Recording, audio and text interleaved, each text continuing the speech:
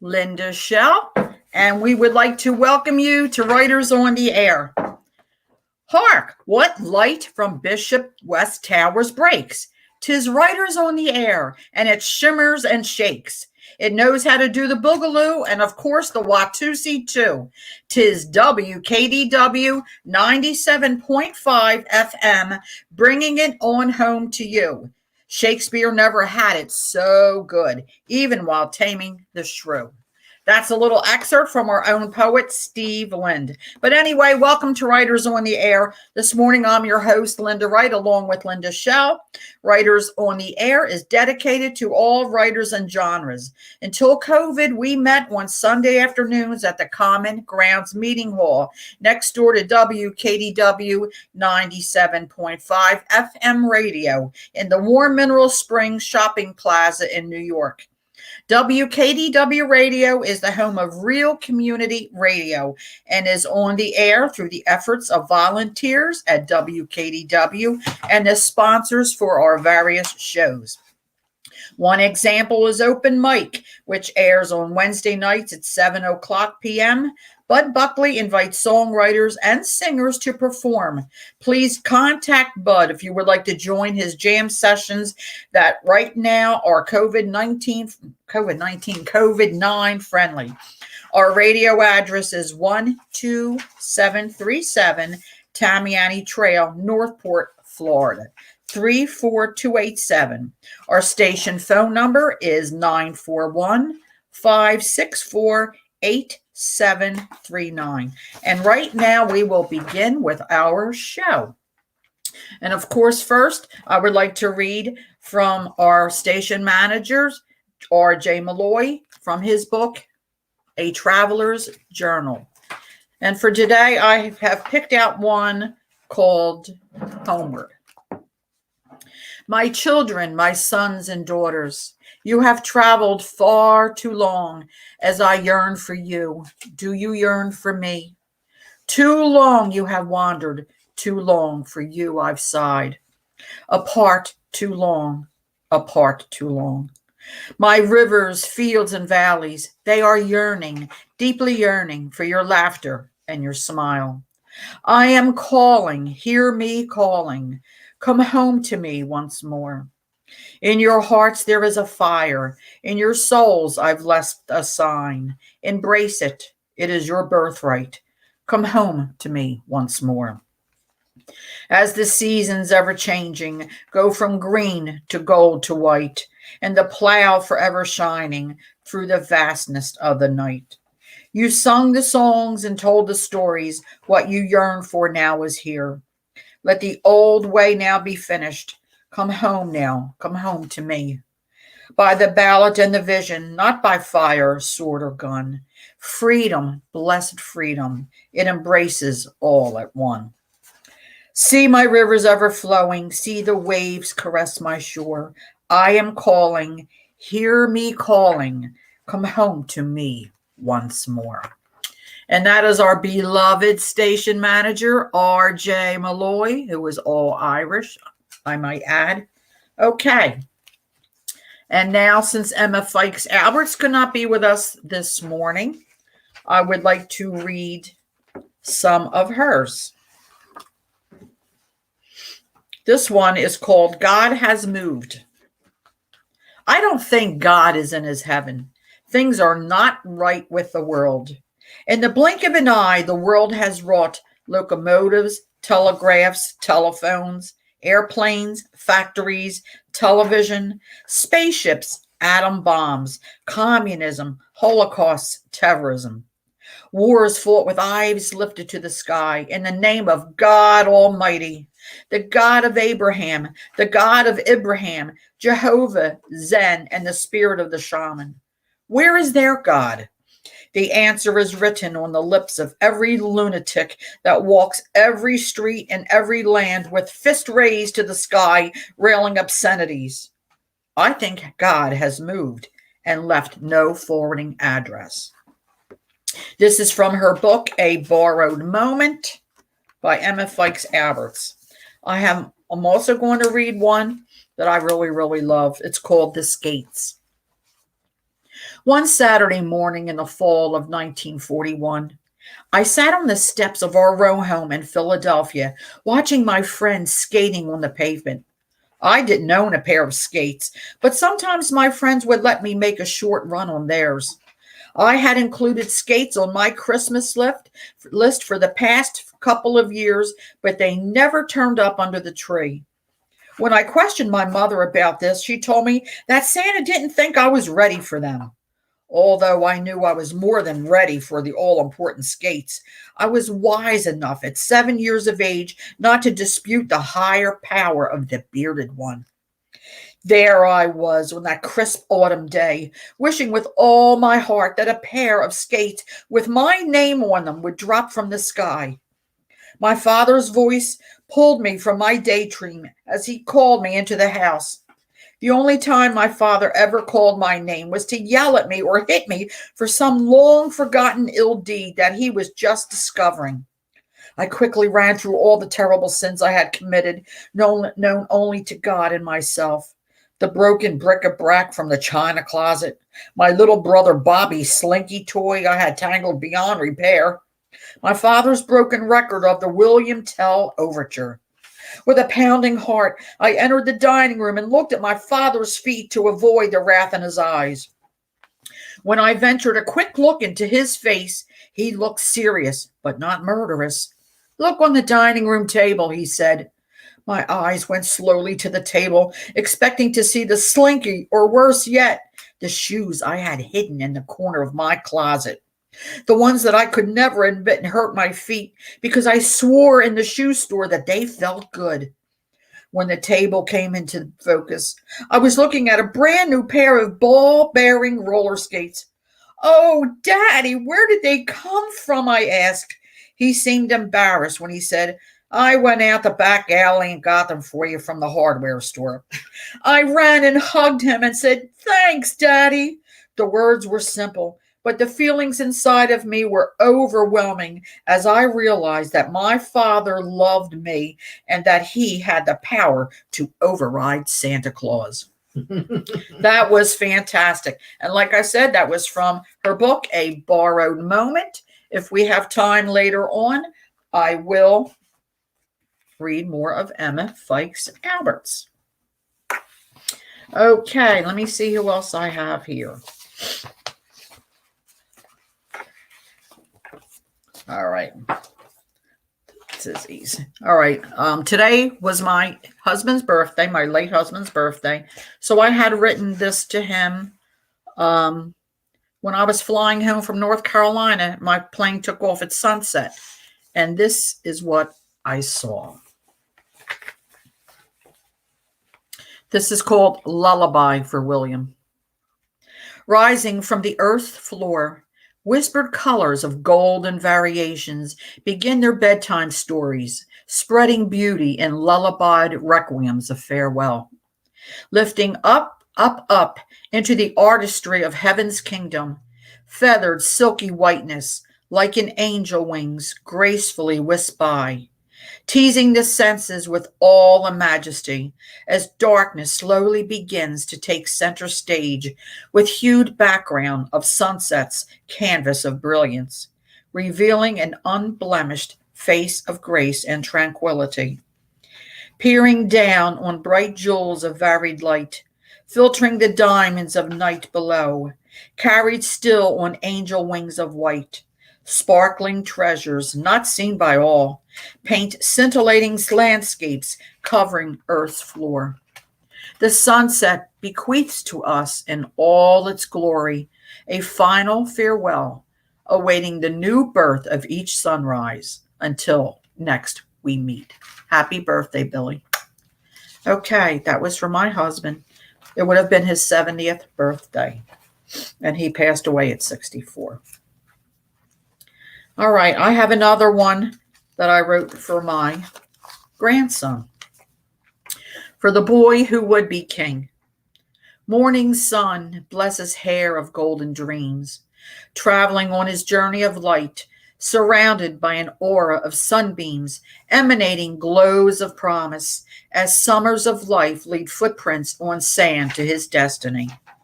Gulls cry in exhilaration, bowing at his feet, knowing goodness has visited upon them, whilst gentle tides of oceans wide applaud him with appreciative approval.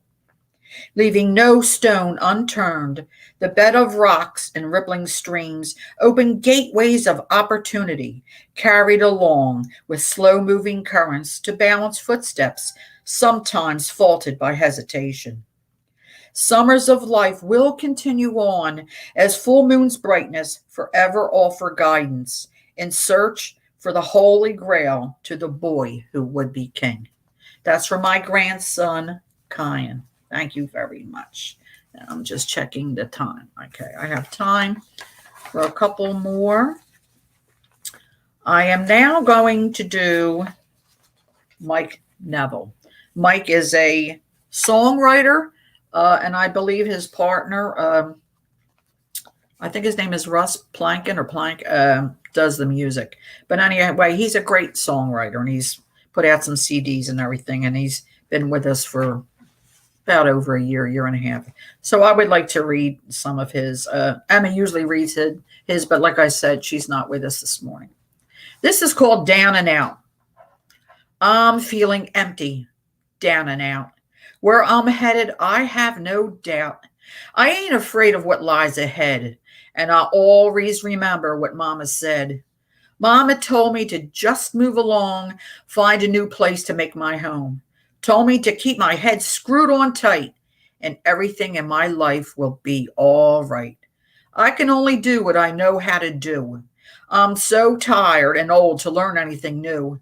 Begging for $1, work for a few bucks. If it weren't for bad luck, I'd have no luck. No one to talk to, no friends in my life. This bottle I carry cost me my wife. Where I'm going, I have no doubt. I'm feeling so empty, down and out. Mama didn't know what she was talking about. She never had to live with things you cannot live without. Life would be no different. I couldn't tell if I died tomorrow and went to hell. I'm just living my life day by day, hoping this empty feeling might go away. My life has been nothing to talk about. I'm just feeling so empty, down and out. That was by Mike Neville in October of 2020. And I have another one from him from 2020. This is called A Loaded Gun. I remember the day I caught him cheating me. Nobody saw he had an ace up his sleeve. They couldn't see what he was cheating me. He played the game with an ace up his sleeve. I thought I was doing right, Mama. Now I'm on the run, running for my life. From a man with a loaded gun. An honest man, he had them all believe they never saw the ace hiding up his sleeve. Nobody knew of his cheating ways. Said he would pay me back one of these days. Everything now that happens, it's me they blame. I'm so tired of playing this unwinnable game. The best I could do was hop a train and run. Got to stay ahead of that man with a loaded gun. Been hiding from this man for many years gone by. Now I have stopped running, and it's here I will die. If you see that man looking for me with a loaded gun, tell him where I am. I'm done with the run. Mama always told me to hold my ground. When you are right, never to back down. When truth and courage finally gets tested, be the best, never be bested. I know now there is only one way out. The front door is the way. They will carry me out. I'll stand tall in the rain or the sun. There will be no more running from a man with a loaded gun. Ooh, that was deep, Mike. I really liked that. Okay, I'm going to just do one more for Mike. Yeah, okay. This is called Just Carry On. I had nothing to do, so I wrote this song in case something in my life went wrong. I just want you to know that I love you, and I'm sorry if I ever hurt you. When I'm dead and buried, I don't want you to weep for me. I just want you to carry on. That's all I want. Just carry on. Mama told me to be a good man. I live my life doing the best I can. I lived a good life, or so I was told. I lived it the way I would grow old. There were times I walked through hell, but I thought I lived my life well. Through a sunny day and into the night, I know I didn't do all that was right. I just want you to know before I go that I was truly in love with you.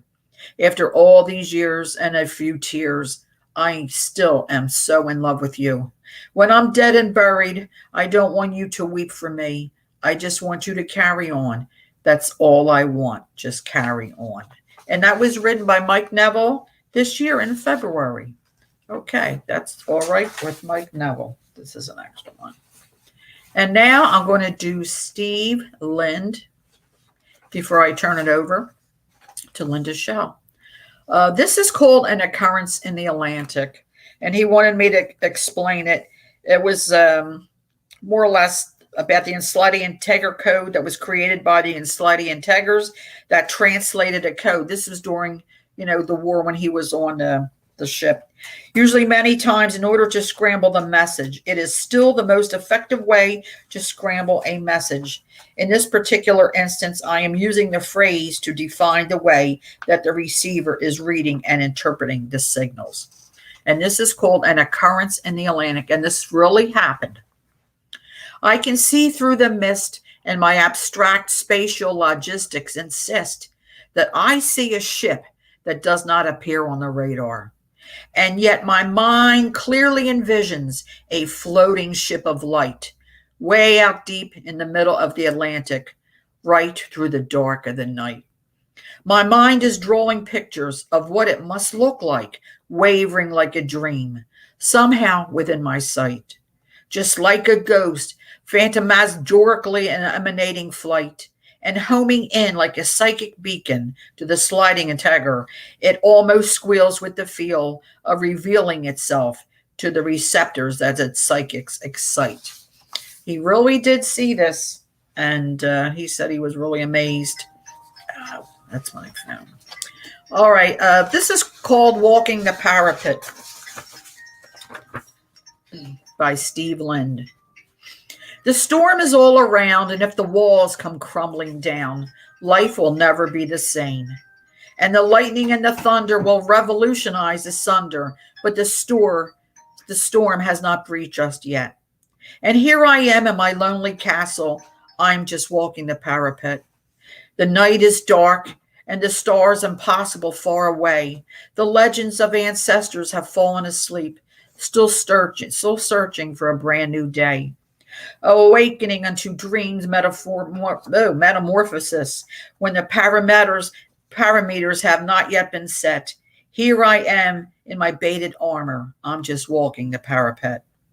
With the smoldering ghost and their fiery roasts, only a nightmare away. The banshees of cacophony pierce the darkness with a vestigious spectral display. Shrouding the cloud so furrowly browed, my resolve is somewhat set. And here I am at the edge of all reason. I'm just walking the parapet. Creating a digital sorcerer's force field where the whip points have ferociously designed. A bridging leverage of epic proportions, aerodynamically aligned. Like a turbojet as fast as warp speed can get. Here I am at the forward gate. I am just walking the parapet. Ooh, that was really deep. Ooh, that was good, Steve. All right, and right now I am going to turn this back over to Linda Schell, and she will be ready.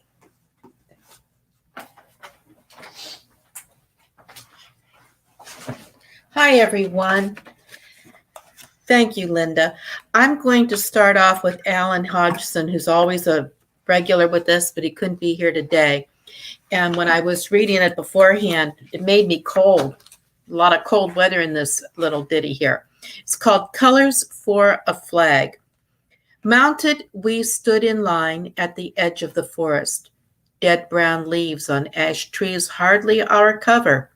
Sabers down beside the stirrup to guard their glare from the orange of a low, rising winter sun. Young lads crept the line, picking gobs of packed snow from sore and wobbly hooves. the cold, still air invaded by the puffs and snorts from our nervous steed's steamy breath. In some anticipation and with horse heads bobbing, a gentle harness jangle moves up the line in leather-bound mouths. Large wet tongues slather, roll, and rattle silver bits on equine teeth. Slowly, a chain of blue-clad riders emerges from the valley, plodding, still sleepy from cold, restless night. Our captain points his blade at shoulder level, pauses, with lungs freshly filled, yells, "Company, charge." In unison, we break the cover to shrill bugle calls, mixed with screams from sergeants urging us on. Our startled enemy shies in mixed confusion, and the distance between us closes in rapid panic. Careening down the slope in a headlong plunge, crashing into their terrified, befuddled ranks, begins the hacking and stabbing. Screamed vows and curses mix with the thump of man and beast hitting the snow, dying. We've been here before, but withdrew. A rabble in defeat, but not this time. The vicious, bloody table turns to us. The glorious victors. In later time. For what? To build our flags and to praise ourselves for spilling bread on white and blue. Thank you very much. Very sobering, Alan. All right, my next one is from Scott Zirkelbeck, also one of our regulars who couldn't be here today. And it's entitled, Because I Live. The sky owns the night. I do not sleep. Because the abundance of all this oxygen is both necessary and complementary, I fill my lungs to full capacity. The price of each life still bankrupts most of us. I save what I can, just a little bit, because I've spent way too much on love, dreaming the rest away. Until I take my last, I'm going to count the stars, because I own them too. I may question the ways of the world, even demand answers from above. That is what men do. Summer's breath is dying. We say our piece. With salt on my tongue, words lose all meaning. I draw in more of this nihility because I live. And that's from Scott Zirkelbeck. The next one is from Carol Castagna, and it's entitled A Brook. I love a brook, the way it babbles, the way it flows, and runs over old wood on the earth covered with cool, inviting water. Listening to its soft rush, feeling its luscious water on my skin, I'd often lie back, rest my eyes, and stay for long moments just to hear the sound of water flowing over pebbles and tiny plants. So easy and so free. And hear the breeze whisper against the restless branches above me, and see the vast heavens with cloud castles rolling against an indigo sky. I think about this beautiful life, ensconced by the marvels of nature, my heart brimming with thanksgiving and smile. Often a gentle morning rain would drizzle down on my bare shoulders. I always loved it, refreshed and renewed. It always blessed. I miss the brooks I knew. Well, Carol, I miss our creek. I wouldn't call it a brook. I lived on a farm. We had a lazy creek right in front of our house. Okay, I did a little essay over the weekend. It's called Instagram. You know, Instagram is under the umbrella of Facebook. On the news last night, one of the lead stories was about how Instagram is affecting our teenage girls. Many are depressed. Others have attempted suicide because of the airbrushed pictures of voluptuous teens posed in front of million-dollar mansions and high-end cars. Our teens are intimidated in a funk because they don't measure up. I should hang my head in shame for admitting I don't quite get it. Yes, it must be true. For the most part, I have forgotten what it is like to be 15. It is just that I must point out that anyone taking a stroll down Miami Avenue on Venice Island would have to look a long time for the perfect smooth skin model dining at one of our cafes. What is a parent to do? Maybe we should rouse our teens out of a sound sleep and truck them down to Walmart at 4 o'clock in the morning. Their mission is to find other teens with 23-inch waist and wearing Gucci shoes. Maybe we could dig up a map of the world. As we spread the map across the dining room table, we could point to the many places that barely sport a standard of living for the majority of the populace. We could start with India. Our fingers could trace to the Middle East, then to the countryside of China. In many of those places, overweight isn't an issue. Having enough to eat is. We could cross the ocean to South America. There, the teens simply don't want to be forced into cooperating with gangs and drug cartels. We could point our pencil to the Russian countryside and big cities. Speaking out easily lands a person in jail. I wonder how much courage it takes for a Russian teenager to sass one of Putin's cops.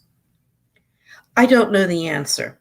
I do believe Instagram is not behaving like a reasonable adult. That I do believe. The only advice I can muster is talk to your teens. Okay. The next one is from Ethan Dad, who couldn't be with us today. It's called Zeus. That's the name of his cat. Zeus, the cat, sleeps all day. A good time for cuddling with this 5-year-old feline. His active nightlife's not ideal for my sleep. He has the paws that stretch to be as big as a child's palm, and he sports the softest teddy bear fur. Fast and strong as the Greek god himself, Zeus is sweet and playful, acting like a kitten. But his loud meows echo the god's lightning strikes as he playfully nibbles with these sharp claws and teeth. With a loud bang, he scratches at my hand. Though Zeus probably doesn't know it, he keeps me going and is the one that motivates me and helps me when my anxiety gets bad. Thank you so much, Ethan. All right. And we have one from Dobie. Eggs in your beer. What do you want? Eggs in your beer? That's really used to be a thing, like so many things, something today's hipsters and pipsters know nothing about. Not as sour as Ain't No Big Thing, but still a cut to one who wants more than he deserves. Even knowing all of that, on some dank Tuesday morning, gray rain coming down, when some Soho bartender asks with a smirk, "So what'll it be?" I answer the usual, eggs in my beer. That's from Dobie Pasco. Thank you, Dobie. Dobie is very good with haikus, by the way. And the next one is from Sheila Calhoun. There's just got to be a heaven. There's just got to be a heaven where all good parents stay, because then we'll have a second chance to say the little things that mean so much we should have said before. You gave us a wonderful childhood. Who could ask for more? The things you did to enrich our lives we really took for granted. We recognize now the many sacrifices you had to make each day. Your lives were never easy, but you stayed busy and cheerful. You kept your children free of worry. Your laughter paved our way. If you were here today, we'd hug and kiss you more. Before we all went dancing and left you at the kitchen door. Soon we were all married, but only I moved to a country far away, unable sadly to repay all the unconditional love that came my way. I regret that after Dad died, Mum, you felt so alone. I wasn't with you when old age came along. I could only phone. But we have many happy memories of your holidays with us. How you both enjoyed your grandchildren. It, but it wasn't enough. Just to see them every 2 years was a delight for you, I know. Yet every time you left us to fly home, it made you sad to go. Our children missed your presence. No aunts or cousins around.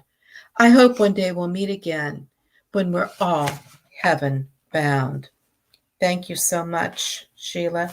And I can remember my fondest memories are when aunts came visiting us from Oregon and California. The next one is from Alan Hodgson. It's Grandpa's Gunner's Boat. Grandpa Gunner was very wise and old, but he still had a mass of wild yellow hair that joined with a long, ragged beard. He was close to all us grandchildren, and we would come to him to hear his stories of long ago. A favorite tale was one of his time as an apprentice at the boatyard close by. How he had mastered the use of the woodworking tools and gained knowledge of wood and how to use its grain for strength or streaming to bend. He was still a young man when the boat he built for himself was finished. You could see the pride in his old eyes as he would gaze at it each time before he loaded us all aboard and pushed it into the surf. We hung lines over the side, and Grandpa would tell of the Hodgson family and of our ancestors, of their Viking long boats and the raids into Europe. Once in a while, we would catch fish to be brought ashore and roasted in front of a big driftwood fire. These were wonderful times with great family gatherings. When the flames died, our parents would help the old man up as he was a little pickled from ale, a brew from a centuries-old recipe. The time had come when he grew ill and tired of life and made his sincere wish for his final boat ride. All of us gathered around him and were there for his last breath. The women wrapped Grandpa in robes made for this occasion. He was carried amid a procession of relatives to the shore where he was lowered into his boat. A lot of his possessions were packed in around him on top of boulders that had been added. Some form of spirit was poured over all, and a jury-rigged sail was hauled aloft. The light wind helped as the menfolk eased the boat into the shallows. As the sail filled, the craft made its way out from the shore. Uncle Anar, the family archer, brought his bow, went to touch the padded arrow into the ceremonial fire. He raised his arm, took careful aim. The flamed arrow was released and scribed a long arc through the night sky. It landed true in a burst of sparks. We all watched the blaze for over an hour till it met with the horizon. How we had all loved our time with him. So treasured the closeness and the stories. This special night would last with us forever. That was beautiful. All I can say is wow. Wow. Thank you, Alan. And here's another one from Scott. One good gust. As time, Scott Circleback, excuse me. As time slips past, I have come to a belief, an epiphany enlightens. My consciousness now I know. The season is upon me, the wind it rustles the leaf. I am rough around the edges. My skin is drawn, crepe paper. My sheen of verte, my lifeline noted, easily traced, the vigor cleansed with salt and vinegar. I am fading. I have ripened. I am holding on for dear life. My blemishes cannot be erased. I fall half brown, half golden. One good gust could blow me away. Thank you, Scott. Now, Scott, you look pretty healthy to me. I don't think you're writing about yourself, are you? Okay.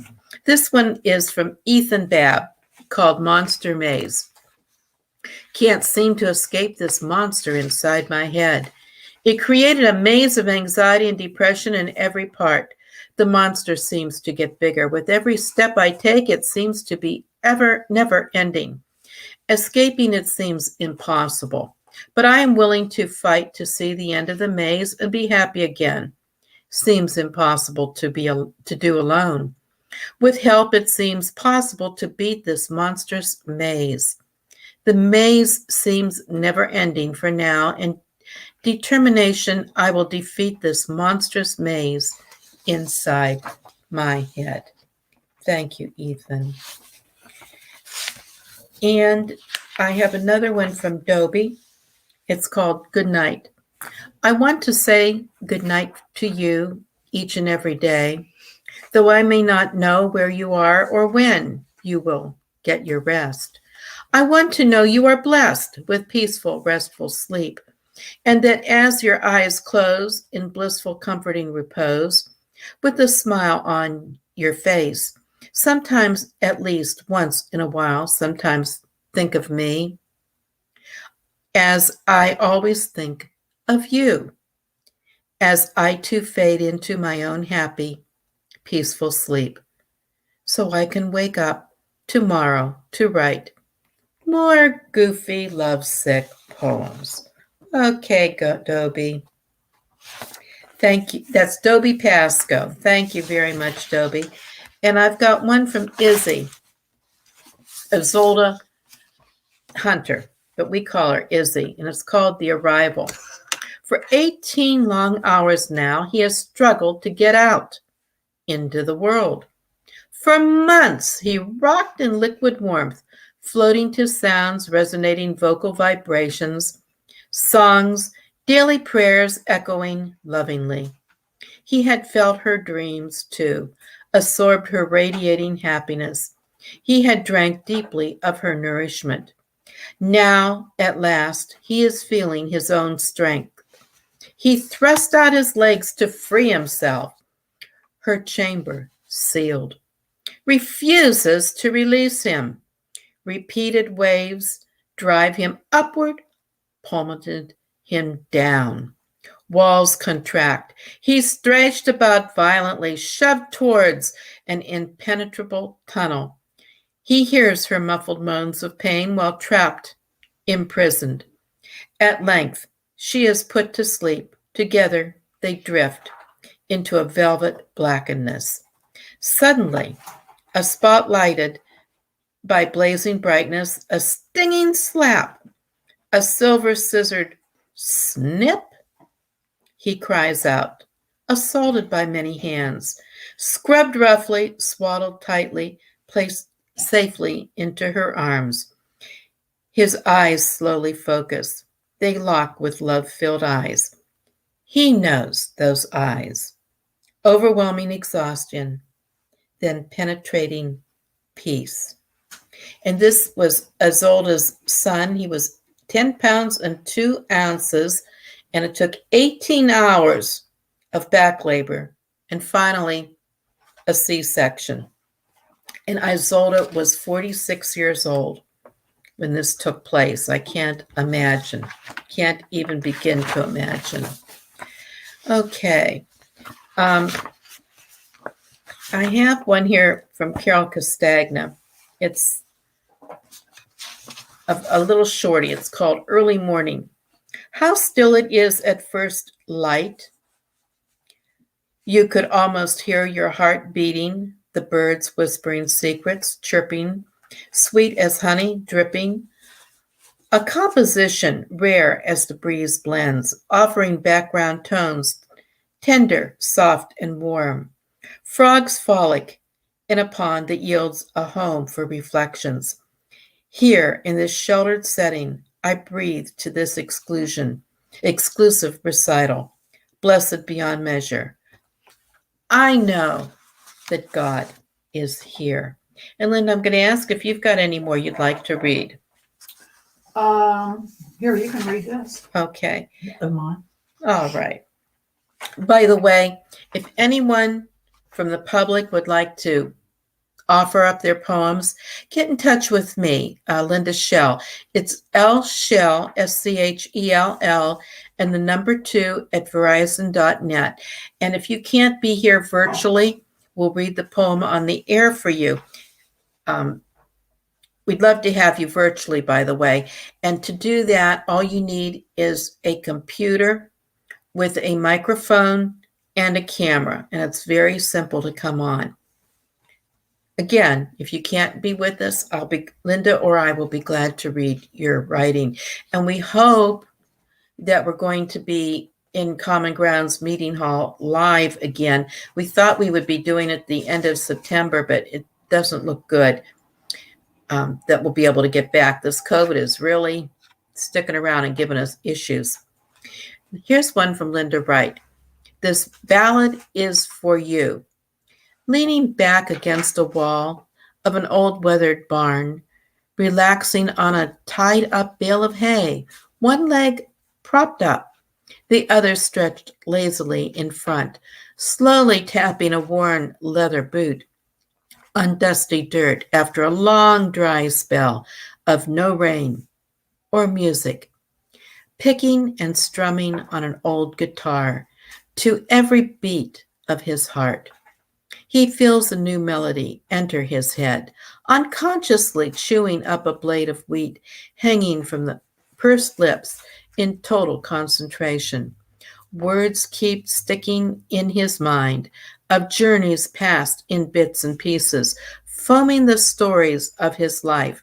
He rubs gray whiskered chin, leans his head back, and with weary troubled eyes looks up into thick white clouds that promise much needed rain. The ballad slowly starts to form in his mind as soft breezes blow whispered words of longing into his ear. Humming and picking in a rich and melodious voice that would move mountains, he wrote his song. And the crowds would all stand and applaud. Thank you, Linda. Mm-hmm. Okay. Here's one from Ethan Babb. It's called Violin Beetle. Shaped like a violin, but not sounding like a symphony, the beetle, unlike Beethoven's song of silence, the sound they emit is nothing. Yet in tropical forest, they don't sound off during the day or night. You'll only see them in Asia during the day under bracket fungi. The beetle matures in 9 months, grown as big as your hand. Wow. They then fly through August and November. If it stings, then you're out of luck, as it will numb your hand. In shiny brown and black coats, they ride from birds and bats, but also be predators to small larvae. Oh, violin beetle, will your children too be soundless? Like you, shining brown and black, ebony with no sound in those violin coats. Boy, the wonders of nature. I just read that there's a new dinosaur that has been discovered, and it is big enough that it could easily eat, what is the one that they call Rex? Dinosaur Rex? Tyrannosaurus Rex. Can you imagine anything that big? Here's one from Izzy. Calm before storm. Like enraged children in the timeout corner, rabble-rousers are diffusing. Calm before storm. What new propaganda will repetitiously inflame indignation? Our siege had shimmered long. Pray they turn away, if only in exhaustion, reconciling now to peace. Democracy, if only an ideal, is still worth the earth's aspiration. Thank you, Izzy. And I have a big issue with propaganda, and I appreciate your writing that. This is from Scott Zirkelbeck. called silhouettes. Towering palms reach for the faint blue that holds what is left of the light. We are like those silhouettes now. We are like the soaking in the palette of the setting sun. Our fawns fan the flames, waving this day adieu. Reflections melt away in the orange crush. The cares and qualms seem to lift. Jealous yellow kisses the day goodbye. So, we look for stars to count, but the smear of clouds blocks the view. Harbor palms guard this paradise. Harmony, though it is close enough to touch. A peaceful lullaby sung by our glorious mother. Her soothing melody will be completely different come tomorrow, when everything will be brand new. Thank you, Scott. How much time we have left? We have quite a bit of time. Okay. Marie, could you put up the tribute to the fallen journalist that we had on last week? It was really, really good. Oh, I don't think Marie's there right now. I don't have it huge yet. I'll see if I can find it. Okay. Okay. I'll read while you're looking for it, if you can find it. Here's one called Time for Tea, and this is by Emma Fikes Alberts. The table was set with the finest silver and overflowing with confections of every kind. The clock struck the afternoon hour of 4. At precisely the same moment came a knock upon the door. For one brief moment, I panicked. The fear of what I was about to do gripped me. Has anyone ever dared such a bold act as inviting time for tea? Surely, if this ploy of mine should fail, the wrath of the heavens will fall upon my head. I gathered my courage and, smiling sweetly, opened the door. Oh, my surprise when a kindly fatherly face met mine. Right on time, said he with a twinkle in his eye. My fears melted as I led him to the table of temptations. We passed the time amicably and spoke only of things that would evoke feelings of warmth and camaraderie. I shook my head in disbelief as he told me that people consider time the enemy. As we chatted on, I peered cautiously over his shoulder to the barometer of my plan, the clock on the wall. It was still 4 o'clock, and yet we had passed many hours. I began to chatter on nervously, my voice rising a pitch. I was fulfilling a dream of many lifetimes, making time stand still. No sooner had the thought crossed my mind when he rose abruptly. I must fly, he said. Wait, I cried. Time and tide wait for no man, he replied. Please, I begged, have more cake, more tea.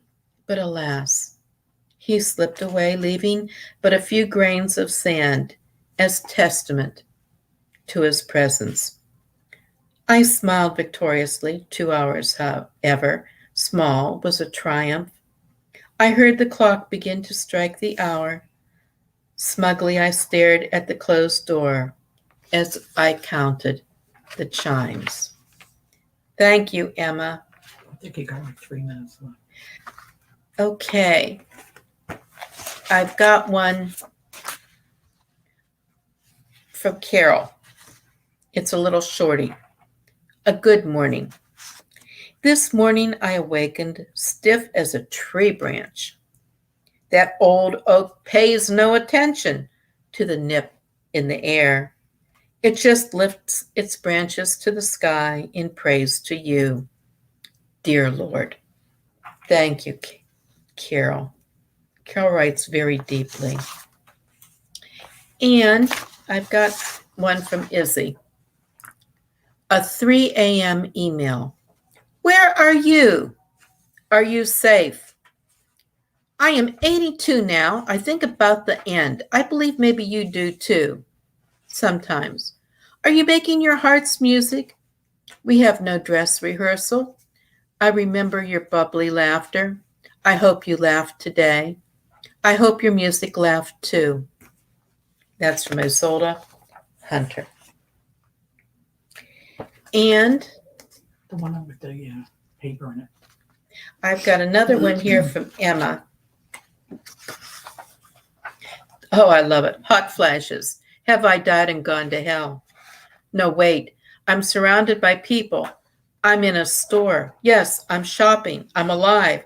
But yet when I search the faces around me, I find no one who looks as I do. I am red of face. My scalp is wet. My pulse is rapid. The other people go about their routine, not noticing me. How can they not see my clothes stuck to my soaking body? 5 ethereal minutes have elapsed since I left the first warm flush, the rise from the center of my being. Now it's over. I'm normal again. But for how long? It will strike again in 1 hour, maybe 3, depending on how hard the devil works stroking my fires of hell. All the demons I have arm wrestled throughout my life were only preparation for this final battle called menopause. And every woman who ever heard that poem knows that's true. Okay, we've come to our time, and please come back and join us next Tuesday at 11:04. I hope you've enjoyed today's show, and a special thanks to Marie LaBrosse, our technician, who is behind our computer, and she makes everything run smoothly. A special thank you to our station manager, RJ Malloy, for giving us this wonderful opportunity to share our talents. Thank you for listening, and have a great week.